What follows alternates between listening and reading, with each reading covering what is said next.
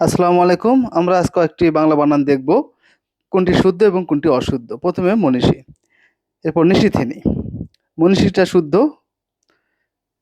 নিশিথিনী অশুদ্ধ। মুমূর্ষু,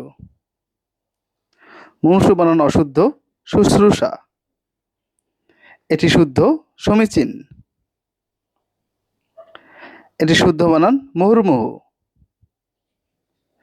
এটি অশুদ্ধ বানান পাষাণ। এটি অশুদ্ধ বানান সরস্বতী। এটি অশুদ্ধ মৃত্যুতীর্ণ। এটি শুদ্ধ শিরচ্ছেদ।